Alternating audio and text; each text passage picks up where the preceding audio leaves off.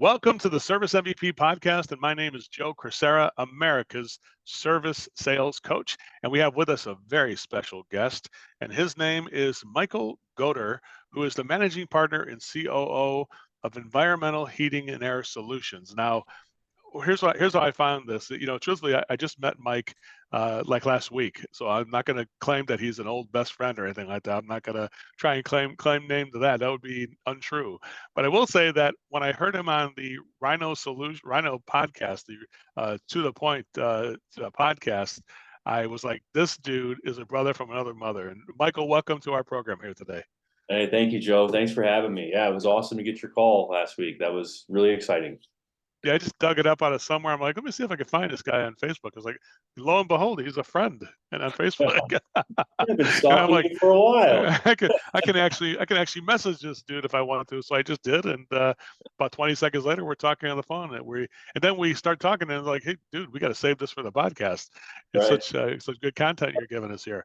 So, Michael, let's go over today. I'm going to talk about number one. We'll just start that you got a vast amount of experience in the service contracting business, and I know that you told me you were started out as a more of the installation end of it and things like that. Why don't you go ahead and give us a little thumbnail about how you got started in this and how you kind of have evolved to be in the position you're in right now. All right. Well, it all started back in the early 90s, back in upstate New York. My dad was in the business, like many others, and he worked for a very good contractor out there called Isaac Heating and Air Conditioning. And so when I was, 19, 20 and trying to figure out what I was going to do with my life, HVAC installer looked pretty sexy to me. I was like, you know what, that's all the chicks will dig that. So uh, I decided to get in the red van and start learning install, and really fell in love with it. I mean, it was kind of out of necessity. It's time to grow up and get a job, and then after you're doing a bunch of work and you're ripping everything out and putting new stuff in, I really had a passion for it and enjoyed it more than I expected. So stayed in install for a lot longer than my plan was, about 8, 9 years, and then from there went to sales. And then from sales, we moved. I had 2 boys and my wife. We decided, we don't want to shovel the driveway 3 times a day anymore. Let's go somewhere where there's palm trees. So my wife picked Arizona. We moved to Arizona. There, I wanted to, I think I showed up in like August 4th in Arizona. So it was 115, 120 degrees. Got it Nice. pretty quick, selling air conditioners. Sold for a little bit, then kind of got into sales management and operations management. And just worked my way through it. And then, at one point in time, I was like, I want to kind of do what you do, right? I was like, I want to be like Uncle Joe. I want to go out and train and teach people. And so I've opened up a training company. I partnered with Lennox. I did that for 6 years. And then I got frustrated with that. So I was like, I'm going to go back to the contracting side and do it myself. And lo and behold, that's how Matt and I partnered up. Was, he says, well, shit, if you're going to come back to the contracting side, why don't you move to California and partner with me, and let's do this. And I'm like, dude, that's not the way U-Hauls are going, right? They're going from California to Arizona. You're not going from Arizona to California. But it intrigued me. It was the right foundation he had built, and got me pretty excited and got my wife excited. So yeah, we made the move, and here we are 6 years later, kicking ass in Northern California. Well, what intrigued me when I heard you on the other podcast was really about finding as a high-end company. If you got to say, pick a lane. Are you going to be the economy guy who beats everybody's price? Are you going to be having no guidance and just see what happens and take a shot at it and the crapshoot? Or are you going to pick a lane and say, you know what, we're going to choose the premium lane? And here at Service MVP, what reason it got my attention is that we specifically are solutions for companies who want to be the premium solution in the environment of their area. You're in Roseville, California, up near Sacramento, in that area, to position yourself as that premium solution. And then we teach people how to create value at the higher price. And man, I couldn't stop listening. Once I heard that, it's like I was like a dog whistle, where I was called into this podcast and I couldn't stop listening. So definitely I very rarely listen to a whole podcast, but this one I did, and I definitely was like, let's talk a little bit more just about that, about Yeah. the wisdom of picking a lane here, as opposed to saying we do everything for everybody. Could you start with that a little bit and give people some Yeah, advice on that? I mean, it's a great point, right? Because we all want to be the best in our markets, and all of our salespeople or installers or service techs are out there saying, hey, we're the best. That's why you should do business with us. And we use this word value quite a bit, and try to, oh, we put shoe covers on. Oh, we park, in front of the house, not in the driveway, and all the listen. It's kind of all the same stuff, but really, it starts with identifying your ideal customer, right? Because we all have customers that we love, and we all have customers that we don't care for so much. And I think at some point in time, I don't remember when it was, but the conversation had come up that if you went through your database and you found the customers that spend the most money with you are your best customers, not because they spend the most money, but because they're the easiest to manage, they're raving about you, they appreciate the services you provided. Meanwhile, the people who are out there asking for discount after discount and wanting to just nail you and grind you and grind you and grind you. I mean, if shit's gonna go wrong or if something's gonna happen or go sideways, it's always on that job that you discounted to get. Those are always the highest maintenance customers. You get done with a job that you bent over backwards to get on the books, and then they call 17 times afterwards and they just want to keep asking for stuff, asking for stuff. Those are the worst customers in your database.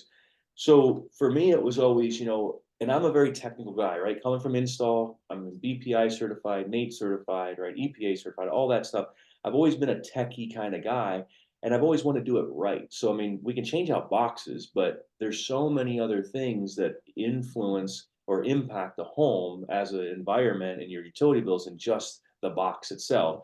And so to look at the whole home as a system and really educate the customer, well, when you do that, I mean, you're looking at 30, 40, 50, 60 plus $1,000 retrofits, right? I mean, if you're going to address the Hmm. envelope and the mechanicals and the duct work and all this stuff, well, those are big tickets. And so you've got to be, you just gotta kind of choose your lane, like you said. Like, do you just want to go out and be a box changer, or do you want to offer real solutions? I mean, and it is kind of in our name, right? I mean, environmental heating and air solutions, and it's a unique approach in terms of, for our market or for any market, somebody, just because you have a big dog in your market doesn't mean that they're the premium brand. They just have a big marketing budget and they have a lot of billboards and they're on the TV and they're on radio and whatever have you. People might know of them because of the advertising budget. But when you define your company from tip to tail as, we're going to do things the right way, right? And Ken Goodrich says it right. We do things the right way, not the easy way, which I love that saying that he has. But Hmm. even Ken, like, in seated and talking with him, like, his business model, he's ghettoizing the nation. He's going for that quantity and that massive scale.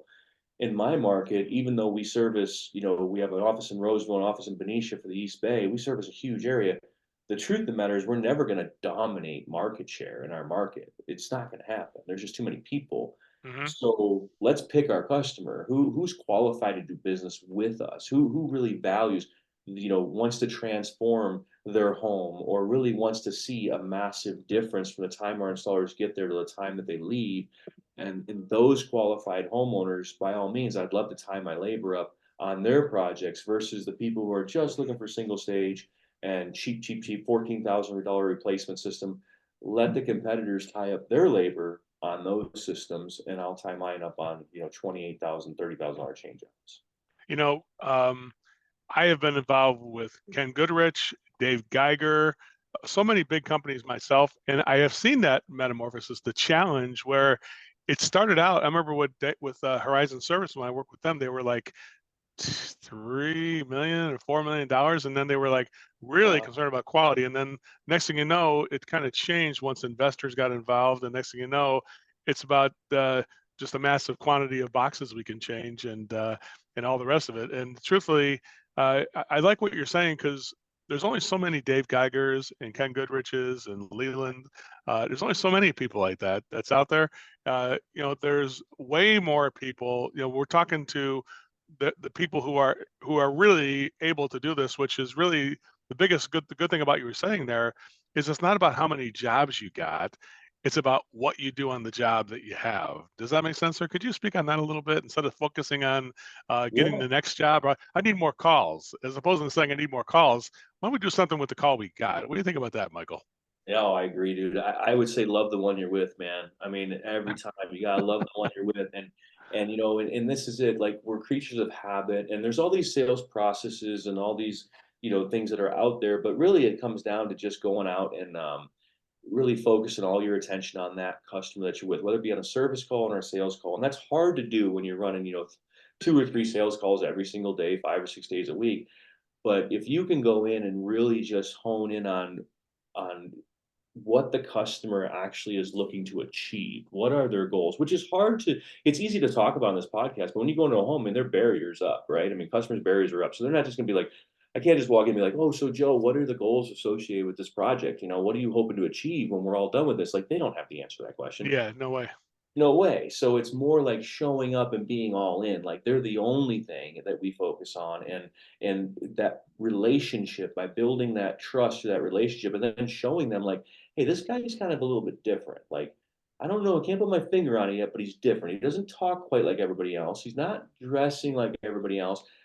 And now he's doing some stuff that nobody else has done. I mean, who really, is out there looking at, let's just say if you use an infrared camera, right? I mean, it's a Hmm. it's a hell of Yeah, a yeah. tool that gets the customer involved. You don't have to do anything else. It's just getting the customer, when they have X-ray vision to see through the walls, all of a sudden there's a connection there. Or, if you do an airflow analysis on the house to see like what kind of CFM can this duct system actually run. I mean, these things don't take, most salespeople are like, I don't have the time to do a load calculation. I don't have time to do it. I get it, but those things take like 10 minutes, right? I mean, in Hmm. terms of CFM and infrared.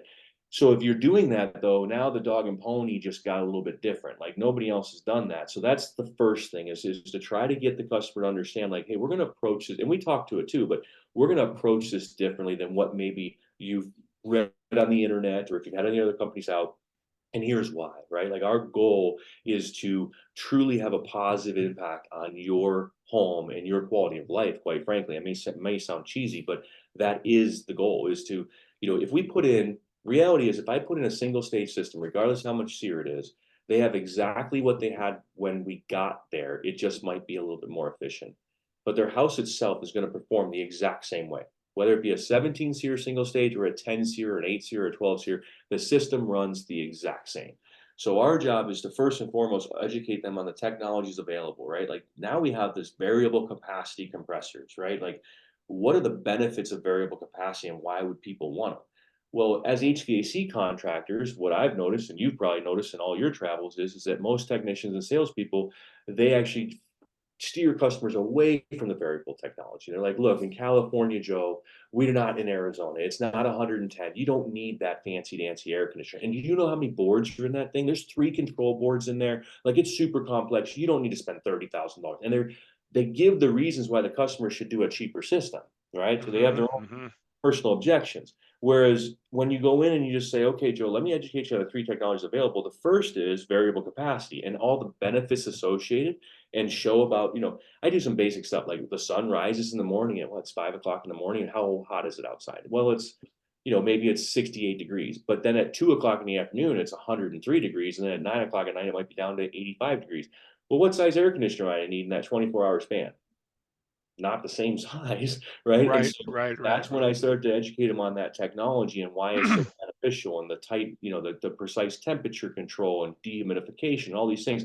And then we'll actually tell them like, look, these systems are designed for Northern California, right? If we lived in Hmm. Arizona, Hmm. a single stage would be fine because it's always 120 degrees. Not really, but if I lived in Calgary, Canada, a single stage furnace is fine because it's always below zero.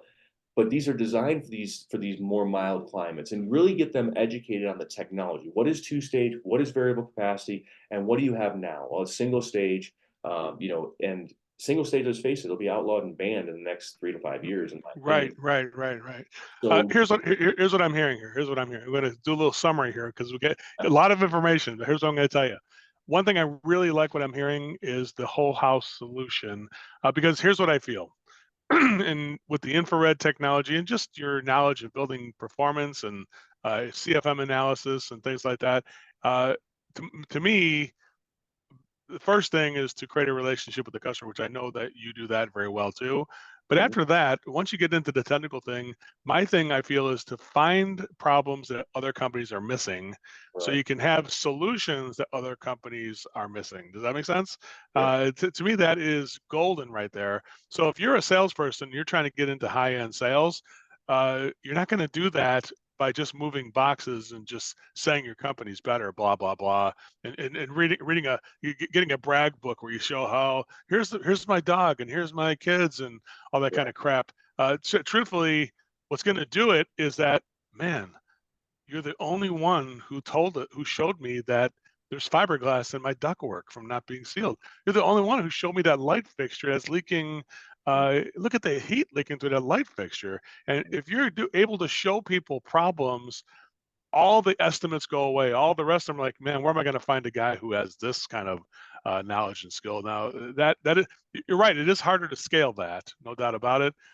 But number one, here's what I'm going to bring up this slide. Not my question. Now I'm going to get to my question there after my long diatribe there to support you, which is that means that you have to have boundaries, right? In a certain way that you've got to be good at. If you're going to say we're going to do this a certain way, there are clients who are trained by the competition to do it the other way, right?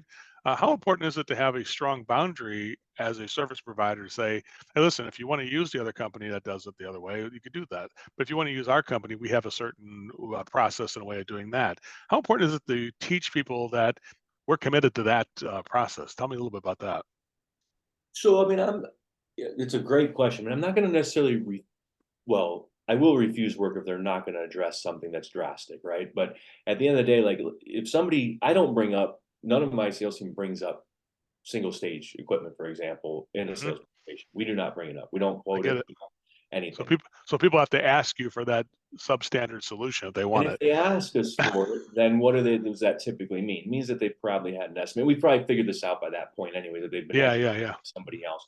And so that's where it's imperative that we have showed them and displayed to them the difference, right? In terms of, we're going to do what we said we were going to do, when we said we're going to do it, how we said we're going to do it, and achieve what you want to for the budget stated.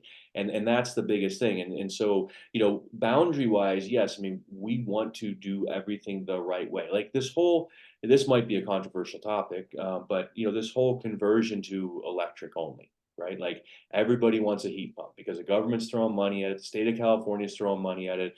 Take out your gas furnace and put in an electric heat pump, all electric system. Well, we believe that there's a better option than that, and that why not be in control, right? As a homeowner, you want to be in control. Right now, as we sit here, gas is significantly cheaper to heat my home than electric.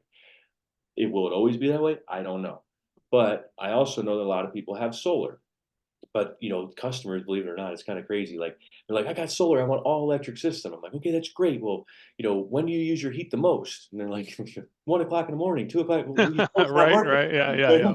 How much energy you solar producing? And so those boundaries, when we talk about boundaries, like we're committed to dual fuel. Like we educate the customer on a way a heat pump works so that they know about what is defrost, what does it mean, what's your system going to do, what are the temperatures going to be like coming out of the vents compared to your gas system? What are electrical costs going to actually look like if you're not offsetting those costs with gas?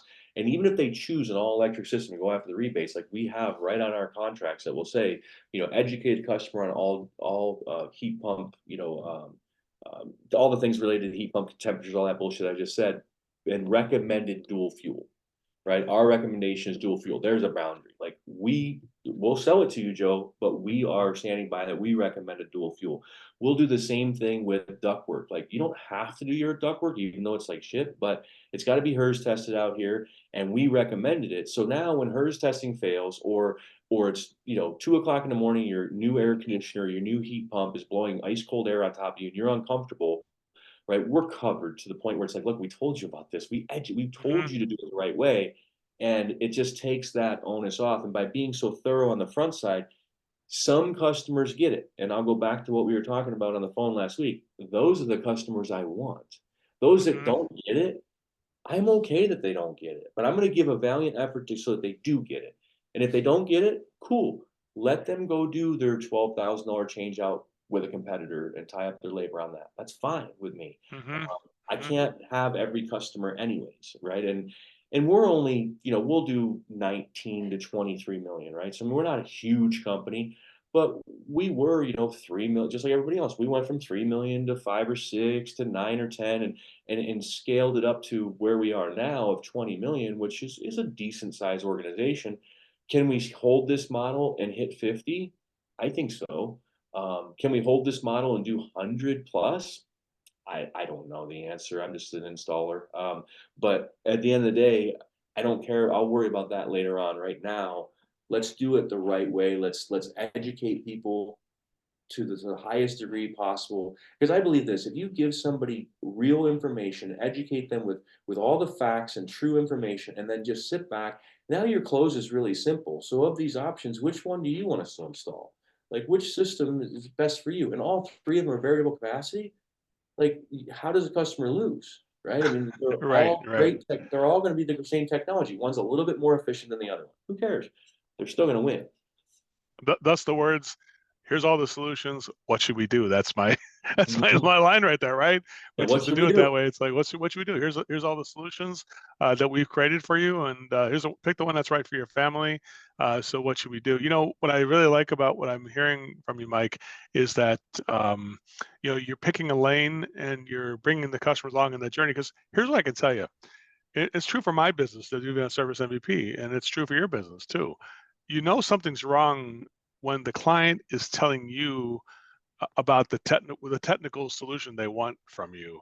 When you're doing comfort with latent heat and sensible heat and ductwork leakage and ductwork sizing and building envelope issues and things like that, and they're just saying put a box in, and you see how it's so I don't know what to say, but service providers who just go with the flow and just say do what the client says to do, that to me is you're doing the wrong thing. You're kind of like you're not taking control of the problems and the solutions that are available. You're shortcutting it. Why? Because the client made you kind of filter it in a way. Does that make sense there? So it sounds like you guys have done a really great job. To get to 20 million is a great achievement. It's no easy feat. If $20,000 a week is a million, so multiply that times 20, and you got where Mike's at right now. It's hard to get there. Tell us about that, though. That part that to kindly, gently, in a supportive, caring, and respectful way, get people to say, Joe, I know what you're asking me is for that single stage furnace, and yeah, here's the estimate I got from another company. It's like, well, that's nice. Well, Joe, hold on to the estimate. Yeah. Let's go through what we do, right? And how do you gently go from like here's the dysfunctional thing we want to do to you in a kind and gentle and caring way, getting the other channel to move the direction that because everybody hears what you're saying here. How do Mhm. we take that I call wimp junction, Mhm. where you go down the wimpy way and you just do what the customer says, or you go your own way and you have courage to do that instead. Tell us about how do you navigate that wimp junction? I think it really comes down to your sales process, and I wanna just make sure that everybody understands, this is not a home performance, approach, right? Like, we're not running around with blower doors, right, and everything else. I mean, I used to have one, and I know how to use one, so that Hmm. helps me. My salespeople do not, and they don't know how to use one. They've seen one, I've shown them, but the knowledge itself, you don't have to go in and be a full-fledged home performance contractor where you're infrared camera and you're blower door testing and doing all this stuff. You don't have to go there. What you have to do is have some of that knowledge to understand what impacts what in the home and what to look for, to your point earlier. So, I want to offer solutions to the customer, but I don't want to necessarily always want the customer to tell me what the problem is. Because let's face it, if I go into a house and say, "Hey Joe, which rooms in the house are warmer in the summertime, colder in the wintertime?" Ah, we're good, dude. Like, I don't really have. Everything's fine. Everything's fine. Just give me a box. Exactly. That's And what you're gonna so, get. but if I do some sort of if I analyze this house, I'm in the attic and I see that that's a 70-foot, 6-inch flex run, Hmm. tell me that that room is, and it's a peninsula out on the outside of the house with 3 exposed walls and roof, like, that room Yeah. is hot, I, right? So now I call that the Nostradamus approach. Like, let me just guess. That room never heats or cools yeah, above the garage, right? There's no way that, like, how'd no you way. know? Yeah, Oh my yeah. God, you're a genius. How'd you know? Nostradamus of heating and cooling And that is approach. where that credibility and trust comes from, right? That, and it's trust is what we're looking for first and foremost. And so, it really is when we get to I think come back to the process to your question, where, little by little we're establishing this trust and we're showing them like, look, I'm going to educate you on what's available. It's like, I tell my sales team all the time, look outside. and count how many Teslas that you're going to see on the road between here and your next call. Now we're in Northern California, but I bet you're going to see 30 of them in the next 10 miles that you go. They're everywhere right now. But how many Nissan Leafs do you see? They're all electric, right? The same exact thing as a Tesla, except for Tesla is the premier brand, right? Tesla's got the driving experience down, and they've dominated this market, cornered this market to where it's kind of a driving experience, I guess you could say. And everybody wants a Tesla. Well, it's no different with, with what we do. I mean, they're all electric vehicles, but they're willing to spend 30, 40, $100,000, whereas they could get a Nissan Leaf, I'm sure, cheaper, but they choose not to. The lines at Starbucks in the morning, you see it. I'm sure you use a lot of the same things in your trainings and everything else. Like, people will stand in line for a $5 cup of coffee rather than a 99-cent cup of coffee at the gas station, for perceived value, whatever have you. So we got to bring that experience to the customer, and that starts with the way that we talk, the way that we show up, but more the way we engage and what we do. It's not just what we say; it's our actions that we're taking, and we're educating along the way. I will tell you, the secret to our sales success is the educational process on the technologies that are available to them and what the benefits are to that. And if we get through that section of our presentation with the homeowner, and they actually are paying attention, and we're doing our drawings, it's very interactive, right? It's not a book like you were saying, it's not on an iPad. It's literally me educating you, elbow to elbow at your table, or hell, at your kitchen counter, I don't care, and you're getting it. And if I see the aha moments, if I see your eyebrows go up, you're like, oh, that's why that happens. I know. I'm like, boom, this customer's qualified. They get it. They understand. And what's going to happen is that Mrs. Smith that I'm meeting with, when Mr. Smith comes home from work, like, did you get the estimate? Sure did. And who's she going to talk about? She's going to talk, oh, did you know that this is why that's happening, Joe? Did you know that this guy, he did this, and he told me, like, this is the why this room is got more dust than this room over here, and this is why there's uneven temperatures from this room to this quadrant of the house, blah blah blah. When they get that empowerment, now, sales process in the past were, and there's two different camps. There's your camp and my camp, which we believe we empower and educate and bring value to everybody, and then there's another camp of sales trainers out there that leave no traces, leave no tracks, right?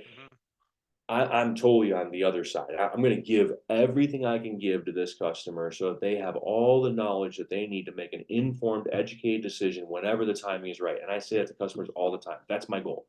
I'm going to educate you better than anybody else on this that you've met with. I'm going to give you all the information you need to make an informed, educated decision whenever the timing is right for you. And that way you make the right decision, because you only get one shot at this, man, right? This is a 15 to 20-year investment. When you're done, you're not going to replace this thing in 6 years, even though you hate it. You're not going to replace it. So let's do it once and do it right. And by going through that and focusing on that educational point, I can see who's engaged and who's not. And then at that point, it doesn't matter what I deliver. Like, my estimates will always be the same. I'm going to start with the top, right? I'm going to stop with, listen, this is the best. This will solve all of the pain. This will be all the solutions, however you want to word that. But this is everything we talked about. You want to transform your house into your castle. This is it. But listen, I mean, maybe 5% of the people that I work with are in a financial position and blessed enough to be able to do it all at once. So here's another option, which, if we do this in phases, this will transform it, but you're giving up this and you're giving up this. And then you've got this option over here, which is a great option as well, but you are giving up these things as well. It's kind of like when you go to the car wash, right? The basic, the VIP, and then the presidential. But we can always do those add-ons later on. Like, you don't have to eat it. You eat an elephant one bite at a time. So even though we just do the mechanicals today, because that's what the budget is, and this is more money than you thought, this is 28, 30, 35,000. I get it. Let's get that done today, and then let's come back in the fall when it's cooler, and let's do the ductwork, right? Because I need the work in the fall anyways. My installers would rather be in the attic when it's 60 degrees outside, not 100 degrees outside. And then we can do the insulation, and then we can do the water heater, and now we can almost farm our own fields if you do it right, right? Yeah. But salespeople, they see it, but getting a salesperson to do that and farm their own fields, I mean, they would all make $500,000+ a year as commission salespeople if they would just do that. Some do it better than others, but nobody does it that I'm aware of yet. Well, that's great, Mike. What it really seems to me is that you're creating a standard that not only does your team have to live up to, but a standard that the rest of the HVAC community probably can't participate in because they think it's just crazy. And truthfully, I'd say when people get a hold of you and they get into some of those problems that you're finding that most people don't even look at, and you provide solutions that the other people don't even offer, it becomes such a great objection handling tool too, right? Like you guys know you're like 5 times more than everybody else, right? It's like, yeah, Joe, what'd they say about the ductwork to that bedroom? Oh shit, they didn't say anything about it. They didn't say anything about it. Now, not It's all like customers, but this is crazy. And this is what people who are listening to this podcast right now are like. They're either buying into something like, I can see that and I can see some value in that, or they've already discredited what we've talked about. Like, that won't work in my market. It won't work in my customer base. Whatever camp you're in, you're in. But like Henry Ford said, whether you think you can or you think you're right, can't, you're right 100% of the time. So right. at the end of the day, the biggest thing is that, when you get, if you just we take jobs from competitors in our area all the time, not all the time, but all the time, where we're $6, $7, $8,000 higher than their highest estimate. And our competitors are like, oh, they talk about our pricing. Oh, environmental, yeah, they're going to be one of the most expensive people that you have come out. But again, if your actions are justifying the investment, and you're educating and you're truly doing things that are going, this is not snake oil, right? This isn't, I'm going to sell you this widget and it's going to be like those, and I'm not here to talk bad about stuff, but they have these little widgets that you put in the blower motor that supposedly ionize the air and take all the dust out of your house. Okay, maybe they work, maybe they don't. I don't know the Yeah. answer. I've never dove into it, but I know that a HEPA rated filter, a MERV rated filter, I know what that does because it's rated, and it's rated in a controlled environment, and it tells me exactly what it does. So, again, at the end of the day, I want to transform somebody's house, and I'm not going to do that. I'm not doing this to hurt somebody. I'm doing this to help them. So I have to do things the right way. I have to offer the best of the best first. I have to speak about variable, capacity technology, because if I don't, there's nothing else out there that can purify the air as well, right? I'm not talking about high-end filtration. Remy Halo is just an option, right? I mean, there's lots of options out there, but something that's endorsed, right? Something that is, works. A MERV filter, a pure air filter, a HEPA rated filter, I mean, by HEPA itself. Those things work.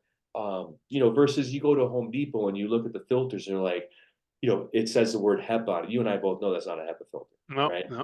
And they come up with their own rating, right? Like a FPR or whatever it is now, some rating with them, and 3M created their own filter rating, which is not recognized by ASHRAE, right? It has there's no validity to it. It's a marketing ploy.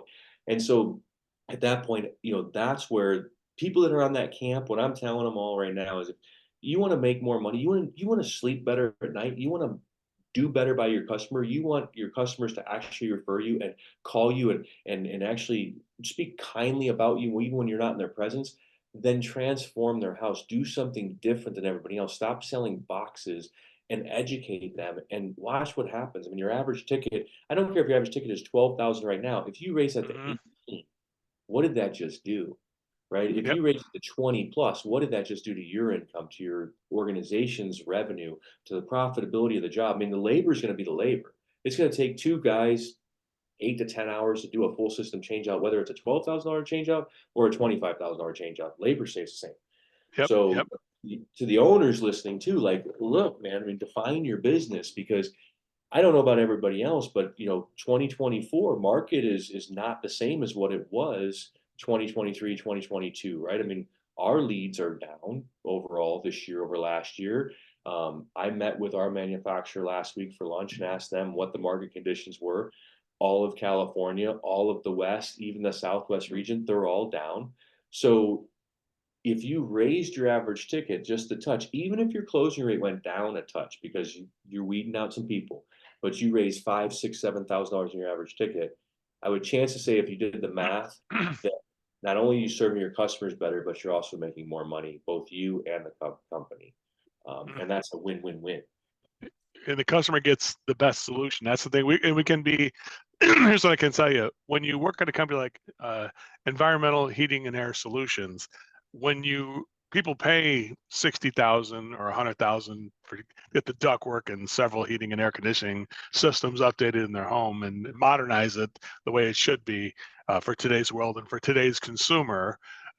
Definitely, when you go to the grocery store, when you work at a company like this, you don't have to hide from your clients. You can run up to them and give them a big hug, Yeah. and you don't have to be like, oh, that's the guy I sold 80,000 to. I got to run from him. I don't gotta feel like I'm gonna get exposed because you're Right. providing value is what I feel. That makes sense there, Mike? Because you're doing the right thing, right? This is not, you're not trying to take advantage of anybody. That's the last thing. Actually, you're doing the exact opposite.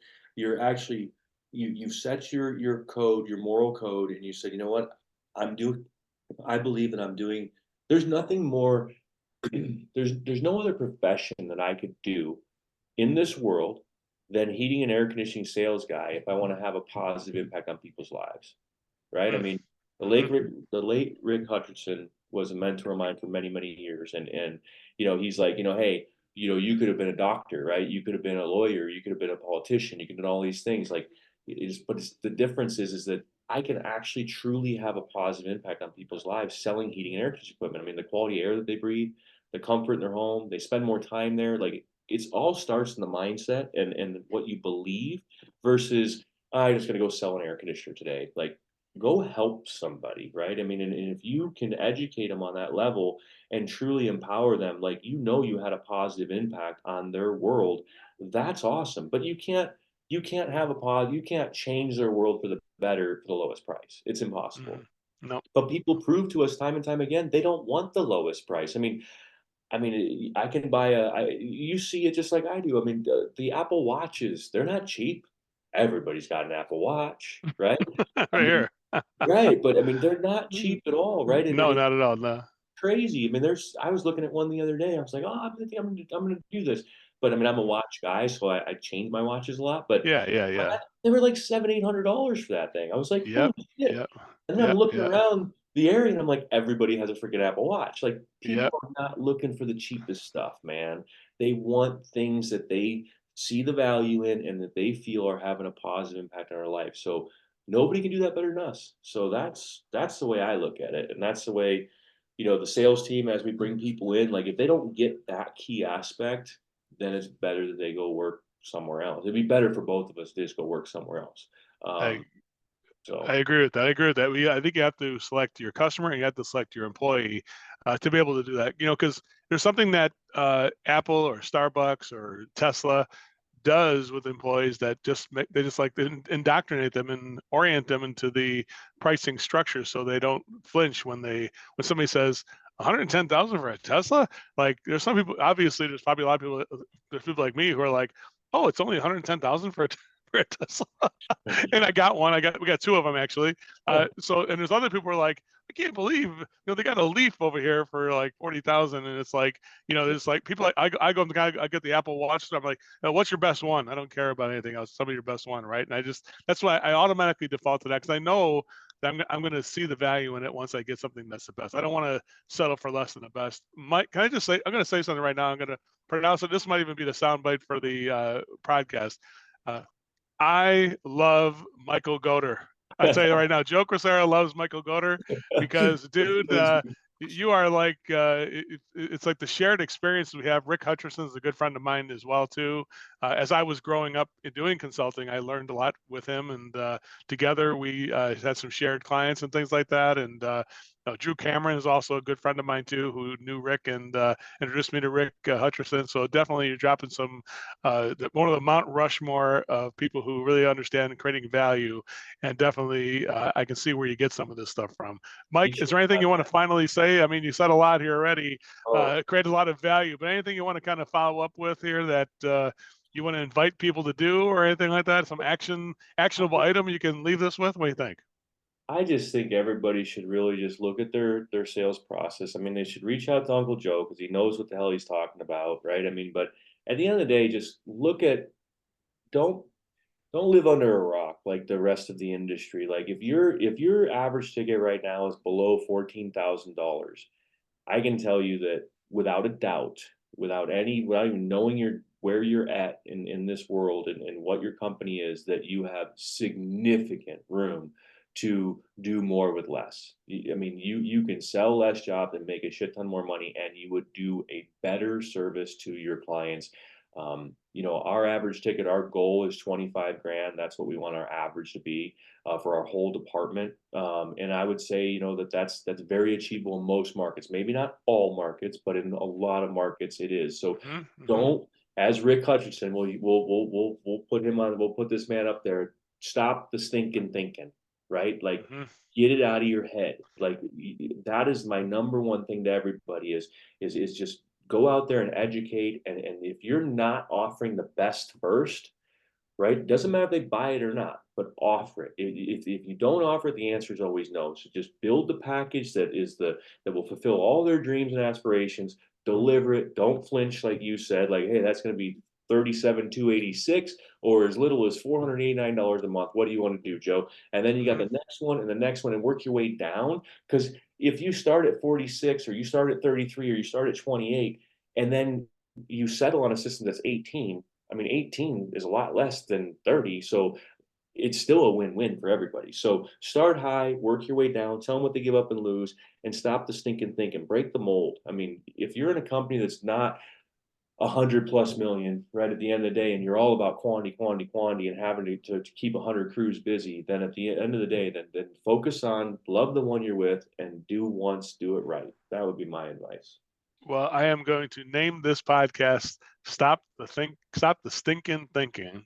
There I'm you going to go. definitely put that as the name of the podcast. I was trying to figure out what can I call this, but definitely you have provided me a title, and we can give that in memory of Rick, who Yeah. unfortunately departed way too soon, because he is such a great man and somebody we could all be proud to be friends with.